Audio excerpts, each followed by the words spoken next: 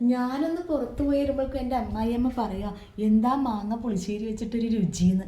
അപ്പം പിന്നെ എന്തായാലും ആ മാങ്ങ പുളിശ്ശേരി ഒന്ന് നിങ്ങൾക്ക് കാണണ്ടേ, ആ ടേസ്റ്റ് സാധനം ഏതാണെന്ന്. ബാ, അപ്പം ഇതാണ് എന്നെ കൊതിപ്പിച്ചതാ ഈ ഒരു മാമ്പഴ പുളിശ്ശേരി കേട്ടാ. അപ്പം എന്തായാലും ഇതാ കാണുമ്പോൾ തന്നെ നല്ല അടിപൊളി മഞ്ഞ കളറും നല്ല അടിപൊളി ഇതാ മാങ്ങയും. അപ്പം ഇതെങ്ങനെയാണ് വെക്കുന്നതെന്നും ഇതിൻ്റെ റെസിപ്പി എന്തായാലും പറഞ്ഞു തരണം സനിന്നൊന്നും പറയണ്ട. ഇതാ റെസിപ്പി ആയിട്ടാണ് ഞാൻ വന്നേക്കണത്, ഞാനല്ല അമ്മയാണ്. അപ്പം എന്തായാലും ഇനി ഇത് വെക്കണ പരിപാടിയൊക്കെ ഒന്ന് കണ്ടാലോ, ബാ.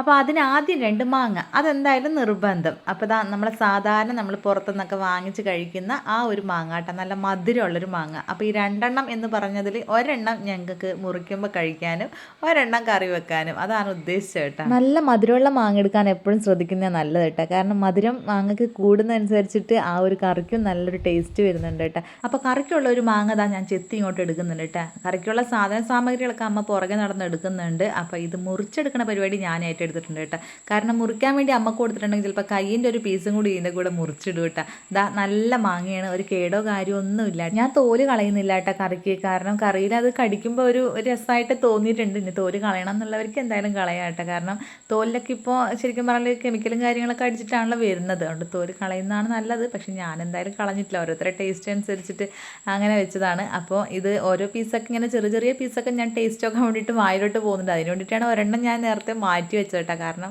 അല്ലെങ്കിൽ ചിലപ്പോൾ ഇത് കിട്ടില്ല. അമ്മ ഇത് ഞാൻ മുറിച്ച് കഴിയുന്നവരെ വെയിറ്റിംഗ് ആണ്, മുറിച്ച് കഴിഞ്ഞിട്ട് അങ്ങോട്ട് കിട്ടിയിട്ട് വേണം പുള്ളിക്കാരത്തിൻ്റെ പണി തുടങ്ങാൻ വേണ്ടി. സത്യത്തിൽ ഒരാൾ പാചകം ചെയ്യുമ്പോൾ നമുക്ക് ക്യാമറ എടുത്തിട്ട് പുറകെ അടക്കാൻ വേണ്ടി ഭയങ്കര സുഖമുള്ളൊരു ഏർപ്പാടാണ് കേട്ടോ. ഇതിപ്പോൾ ഞാൻ തന്നെ പാചകം ചെയ്യുമ്പോൾ ഞാൻ തന്നെ ക്യാമറ എടുത്ത് വീഡിയോയിലെടുത്ത് നടക്കുമ്പോൾ ഭയങ്കര റിസ്ക് ആട്ടോ, അവിടെ വെച്ച് ഇവിടെ വെച്ച് അങ്ങനെയൊക്കെ ആയിട്ടാണ്.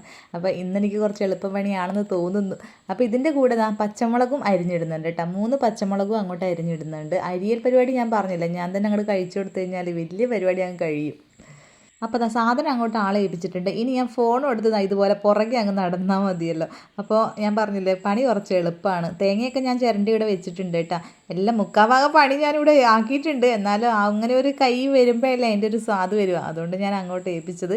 അപ്പോൾ എനിക്കിത് മാത്രമല്ല കേട്ടോ, ഈ പഴുത്ത മാങ്ങ വെറുതെ ഇതുപോലെ മുളക് പൊടി മഞ്ഞൾപ്പൊടിയും ഈ പച്ചമുളകൊക്കെ ഇട്ടിട്ട് വെറുതെ വാട്ടിയെടുക്കൂലേ നമ്മൾ, അതും ഒരു ഭയങ്കര ടേസ്റ്റ് കേട്ടോ. അരവോ കാര്യങ്ങളോ തൈരോ ഒന്നും ഇല്ലാണ്ട് വെറുതെ വാട്ടിയെടുത്തിട്ട് നല്ല കുറച്ച് എരിവ് കുറച്ച് കൂടുതൽ ഇടണം എന്നേ ഉള്ളൂ, അപ്പം തന്നെ ഒരു ടേസ്റ്റ് കേട്ടോ.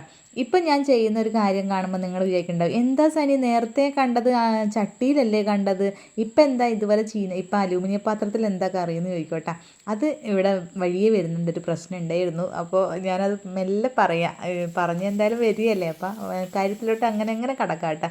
ആദ്യം ഞാൻ ചെയ്തത് ഇങ്ങനെയാണ്, നല്ലൊരു ചട്ടി ഇരിപ്പുള്ള കാര്യം ഞാനങ്ങ് മറന്നു പോയിട്ടാണ്, എന്നിട്ടാണ് ഈ ചീനച്ചട്ടിയിൽ അങ്ങോട്ട് ചെയ്തത്.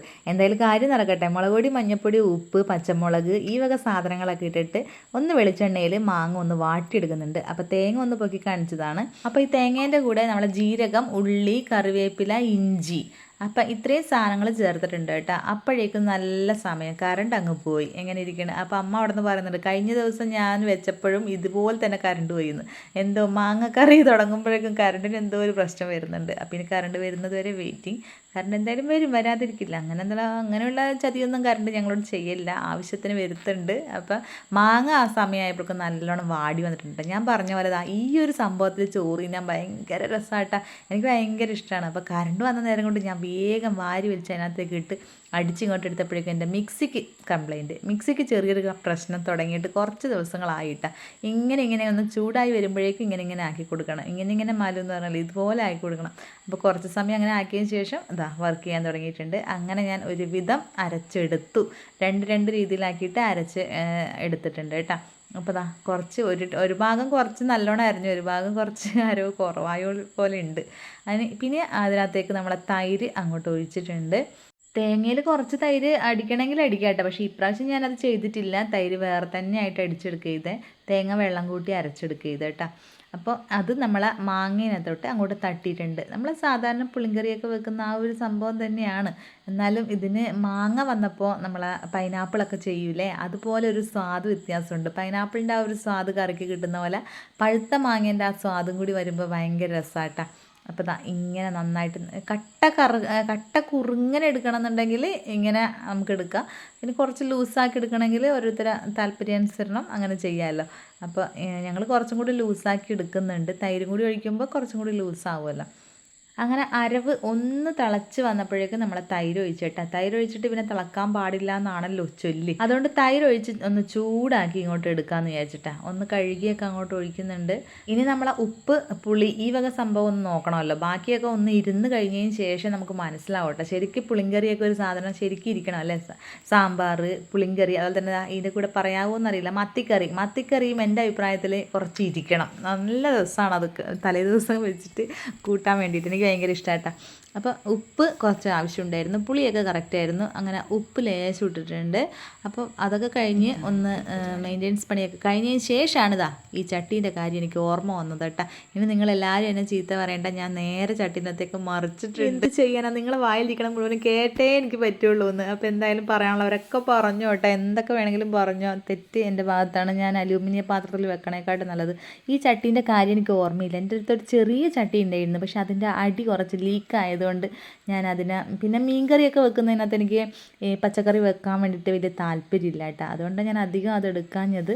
അപ്പോൾ ഈ ചട്ടിനകത്ത് ഞങ്ങൾ അങ്ങനെ ഒന്നും ചെയ്യാറില്ല, അധികം അങ്ങനെ എടുക്കാറില്ല. അപ്പോൾ അതുകൊണ്ട് നേരെ ഞാൻ അതിനകത്തിട്ട് പകർത്തിയിട്ടുണ്ട്. അതുകൊണ്ടാണ് ഫസ്റ്റ് ഞാൻ ചട്ടിയിലും പിന്നീട് വെച്ചത് അലൂമിനിയത്തിലും ആയ ഒരു കഥ എന്ന് ഞാൻ പറഞ്ഞില്ലേ, അതിങ്ങനെയാണ് കേട്ടോ. ഇപ്പം എന്തായാലും പരാതിയും പരിഭവമൊക്കെ മാറിയില്ലേ. കറക്റ്റായിട്ട് ഞാൻ ചട്ടി തന്നെ കറി വെച്ചിട്ടുണ്ട്. ശരിക്കൊരു കുടുക്കയായിരുന്നു വേണ്ടിയിരുന്നത് അല്ലേ. നല്ലൊരു ചെറിയൊരു കുടുക്കയൊക്കെ കിട്ടിയിരുന്നെങ്കിൽ പണ്ടൊക്കെ നമ്മൾ അച്ചാമ്മയൊക്കെ മറ്റേ പെരുന്നാളിനൊക്കെ പോകൂലേ, പെരുന്നാളിനൊക്കെ പോയി കഴിയുമ്പോൾ അവിടെ നല്ല കുടുക്കയൊക്കെ ചെറിയ ചെറിയ കഞ്ഞിയും കറിയും വെച്ച് കളിക്കാൻ വേണ്ടിയിട്ട് കുഞ്ഞു കുഞ്ഞു കുടുക്കയൊക്കെ മേടിച്ചുകൊണ്ട് തരും. അപ്പോൾ അതുപോലെ എനിക്ക് ഓർമ്മ വന്നു. ഇപ്പോൾ ആ ഒരു സൈസിലുള്ളൊരു കുടുക്ക കിട്ടിയിരുന്നെങ്കിൽ. അപ്പോൾ കാര്യം പറഞ്ഞതാ, ഇവിടെ ഉലുവ ഇട്ടിട്ടുണ്ട്, കടുക് ഇട്ടിട്ടുണ്ട്, അതുപോലെ തന്നെ വെളുത്തുള്ളി, പിന്നെ കറിവേപ്പില, ഉണക്കമുളക്, നമ്മൾ സാധാ താളിക്കുന്ന ഒരു സംഭവം. അപ്പോൾ താളിക്കൽ പരിപാടി നടന്നുകൊണ്ടിരിക്കുകയാണ്, ഇവിടെ മൂപ്പിക്കൽ പരിപാടി നടന്നുകൊണ്ടിരിക്കുകയാണ്. അപ്പോഴേക്കും ഞാനൊന്നവിടെ ഇരുന്നു കുറച്ച് നേരം മൂപ്പിച്ച് അങ്ങോട്ട് ഇട്ടിട്ടുണ്ട് കേട്ടോ. ഇപ്പോഴാണ് കറിക്കൊരു രസമല്ലേ കാണാൻ വേണ്ടിയിട്ട്, ഇല്ലെങ്കിൽ ഒരു ഭംഗി ഉണ്ടാവില്ല. അപ്പോൾ ഇത് പരിപാടി കൂടി കഴിഞ്ഞപ്പോഴേക്കും നമ്മളെ കറി ഇവിടെ കംപ്ലീറ്റ് ആയിരിക്കുകയാണ് കേട്ടോ. ഇനിയിപ്പോൾ ഒന്നും കൂടി ഒന്ന് ഇരുന്നൊക്കെ കഴിഞ്ഞ് ഒന്ന് ആറിക്കഴിഞ്ഞ് കഴിയുമ്പോൾ ഉപ്പും പുളിയൊക്കെ നോക്കി വെച്ച് കഴിഞ്ഞ് അടിപൊളി ഒരു കറിയായിട്ടാണ്. ശരിക്കും പറഞ്ഞാലേ പിറ്റേ ദിവസം എടുത്തു കഴിഞ്ഞപ്പോഴാണ് ഇതിൻ്റെ ശരിയായ സ്വാദ് മനസ്സിലായത് കേട്ടോ. ഇപ്പം നമ്മൾ കൂട്ടുമ്പോൾ നമുക്ക് അത്ര അങ്ങോട്ട് സ്വാദ് അങ്ങോട്ട് തിരിയില്ല, പക്ഷേ പിറ്റേ ദിവസത്തേക്ക് ഭയങ്കര രുചിയായിരുന്നു കേട്ടോ. എനിക്ക് ആ ചട്ടീൻ്റെ സൈഡൊക്കെ വടിച്ച് കൂട്ടാനുള്ളൊരു ഇതുണ്ടായിരുന്നു. അങ്ങനെ ഞാൻ വടിച്ച് കൂട്ടി. അപ്പോൾ നിങ്ങൾ കറി കാണുമ്പോൾ നിങ്ങൾക്ക് എന്തായാലും ഏകദേശം ഇപ്പോൾ രസമുണ്ടോ ഇല്ലയോ എന്നൊക്കെ ഞാൻ എന്തായാലും ആത്മാർത്ഥമായിട്ട് പറയുന്ന ആളാണല്ലോ. അതുകൊണ്ട് എന്തായാലും രസമുണ്ട്, എനിക്ക് ഭയങ്കര ഇഷ്ടമായി. ഇത് കുറച്ച് ദിവസം മുന്നേ ഉണ്ടാക്കിയ ഒരു കറിയാണ് കേട്ടോ. ഇപ്പം ഞാൻ വോയിസ് ഓവർ ചെയ്യുമ്പോൾ എൻ്റെ വായിൽ ശരിക്കും വെള്ളം വരുന്ന കേട്ടോ. എന്തൊരു തീറ്റയാടി തിന്നുന്നതെന്നുള്ള രീതിയിൽ. അപ്പം നല്ല രസമുണ്ടായിരുന്നു കേട്ടോ. ഇനി ഒന്ന് ആക്കി നോക്കണമെന്ന് എനിക്ക് ഇപ്പോഴും, ഞാൻ വോയിസ് ഓവർ ചെയ്യുന്നത് 2 ആഴ്ചക്ക് ശേഷമാണെന്ന് തോന്നുന്നു. അതിൻ്റെ കൂടെ കഴിക്കാൻ വേണ്ടിയിട്ട് നമ്മൾ അയില ഉണ്ടായിരുന്നു കേട്ടോ. അയില പൊരിക്കാൻ വേണ്ടി വെച്ചിട്ടുണ്ട്. അതിൻ്റെ കൂടെ ഒരു അയില മാത്രം ഇങ്ങനെ ഇരിക്കുന്നു. ഒരു അയിലനെ ഞാൻ സ്ഥല സൗകര്യത്തിന് വേണ്ടിയിട്ട് അങ്ങനെ വെച്ചപ്പോൾ അങ്ങനെ ആയതാട്ടോ. ഒരെണ്ണം ഇങ്ങനെയുള്ള അടിമറിഞ്ഞിട്ടേ ഉള്ളത്. ഞാനിങ്ങനെ വിളവളയൊക്കെ പറയുന്നുണ്ട്, അതൊന്നും നോക്കണ്ട. നമ്മളിങ്ങനെ ഗ്യാസ് ലാഭിക്കാൻ വേണ്ടിയിട്ട് ഒരു ചട്ടി തന്നെ എല്ലാത്തിനും ഒതുക്കാൻ നോക്കൂലേ, അങ്ങനെ ഒതുക്കി ഒരു രംഗോണാക്കേണ്ടത് കേട്ടോ. അപ്പോൾ ചോറ് എടുത്തിട്ടുണ്ട്. ഇനിയിപ്പോൾ സത്യം പറഞ്ഞാൽ എനിക്ക് ഇഷ്ടപ്പെട്ടിട്ടുണ്ടെങ്കിൽ ഒരു കറി മാത്രം കൂട്ടി ചോറ് തിന്നാൻ ഇഷ്ടം കേട്ടോ. അയില പൊരിച്ചതോ അങ്ങനെയുള്ള സാധനത്തിനോടൊന്നും എനിക്ക് വലിയ താല്പര്യമൊന്നുമില്ല. അതുകൊണ്ട് ഞാനിങ്ങനെ ആ മാങ്ങയും ആ ചാറും എല്ലാം കൂടി അങ്ങോട്ട് കുഴച്ച് കൂട്ടിയാ എന്ത് രുചിയായിരുന്നു അറിയോ. അപ്പോൾ ഇപ്പം നിങ്ങൾ എന്തായാലും കൊതിക്കുന്നുണ്ടോ എന്താണെന്ന് എനിക്കറിയില്ല, പക്ഷേ എന്തായാലും നിങ്ങൾ ട്രൈ ചെയ്യാത്തവരാണെങ്കിൽ, എല്ലാവരും വെച്ചിട്ടുണ്ടാവും, എന്നാലും ട്രൈ ചെയ്യാത്തവരാണെങ്കിൽ ഒന്ന് ട്രൈ ചെയ്ത് നോക്കിക്കോട്ടെ. നല്ല രുചിയാണ്. അതുപോലെ തന്നെ ഇന്ന് വെച്ചിട്ട് നമ്മൾ ക്ഷമയുണ്ട് എന്നുണ്ടെങ്കിൽ നാളെ കൂട്ടിക്കോ. നാളെ കൂട്ടുന്നതാണ് ഏറ്റവും ബെറ്റർ. അത് ഏത് പുളിങ്കറി ആയാലും നാളെ തലേ ദിവസം നാളെയൊക്കെ കൂട്ടുന്നതാണ് നമുക്ക് രസം. രുചിയിൽ കൂട്ടണമെന്നുണ്ടെങ്കിൽ കിട്ടുക. അപ്പോഴേക്കും എൻ്റെ ഭർത്താവ് വന്നിട്ടുണ്ട്. അതിന് കൊടുത്തത് ഫസ്റ്റ് തന്നെ ഒരു ഏലില്ലാണ്ടാണ് കൊടുത്തത് കേട്ടോ. അപ്പോൾ എന്നോട് ചോദിക്കുന്നത് എന്താടി മര്യാദക്കതാവും. അങ്ങനെ ഞാൻ നല്ല രീതിയിൽ ഒരു പിടി അങ്ങോട്ട് വാരി വെച്ചിട്ടുണ്ട്. പിന്നെ വലിയ ഭാവമാറ്റങ്ങളൊന്നും അവിടെ പ്രതീക്ഷിക്കേണ്ട. എന്നെപ്പോലെ വലിയ താല്പര്യമില്ല പുള്ളിക്ക് പുളിങ്കറിയൊന്നും. അപ്പോൾ എന്തായാലും ഞാനാണ് ഇങ്ങനെയൊക്കെ ചെയ്യണത്. അപ്പോൾ അടുത്ത വീഡിയോ കാണാം.